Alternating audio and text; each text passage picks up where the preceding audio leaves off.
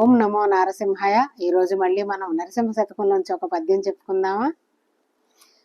మాన్యంబులి సమర్థుడొక్కడు లేడు, మాన్యములు చిరుప సమర్థులంతా, ఎండిన యోళ్ల గోడెరిగింపడెవ్వడు, పండిన యోళ్లకు ప్రభువులంతా, ఇతడు పేదయటంచు నెరిగింపడెవ్వడు, కలవారి సిరులెన్నగలరు చాలా, తనయాలి చేష్టల తప్పెన్నడెవ్వడు, పెరకాంతరంకెన్న పెద్దలంతా, ఇట్టి దుష్టులకు అధికారమిచ్చినట్టి ప్రభువు తప్పులంచును మరి పలుకవలేను, భూషణ వికాస శ్రీధర్మపుర నివాస దుష్ట సంహార నరసింహ దురిత దూర. అంటే ఇక్కడ చూడండి తాత్పర్యం. ఓ నరసింహస్వామి, భూములు ఇవ్వగలవారు లేరు కాని వానిని పోగొట్టగలవాడు అందరూ సమర్థులే.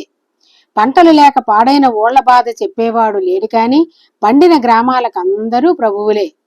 పేదవాడిని గూర్చి చెప్పలేడు కాని గొప్పవాడి సంపదలను చాలా మంది లెక్కబెట్టగలరు. తన భార్య ఆ పనుల్లోని తప్పులెవరూ ఎంచలేరు కాని పరకాంతల తప్పులను మాత్రం ఎంచగలరు. ఎందుకంటే అది చాలా తేలిక కాబట్టి. అసలు తప్పంతా ఇటువంటి దుష్టులకు అధికారం ఇచ్చిన ప్రభువులదే అనుకోవలేను అని ఒక నీతిని, సమాజంలో ఉండేటువంటి ఒక నీతిని తెలియజేశారనమాట. అంటే ఎప్పుడు కూడా తమ తప్పులు తాను తెలుసుకోరు, తనకు బాధ్యత కలిగిన వాటి నుంచి విస్మరిస్తారు. అంతే కదా. ఇప్పుడు పేదవాడి గురించి తెలియజేస్తే మరి పేదవాడిని నువ్వు చెప్తున్నావు కదా, వాడికి సహాయం చేయొచ్చు కదా అని ఎదురువాడు అడుగుతారు కాబట్టి పేదవాడి గురించి మాట్లాడరు.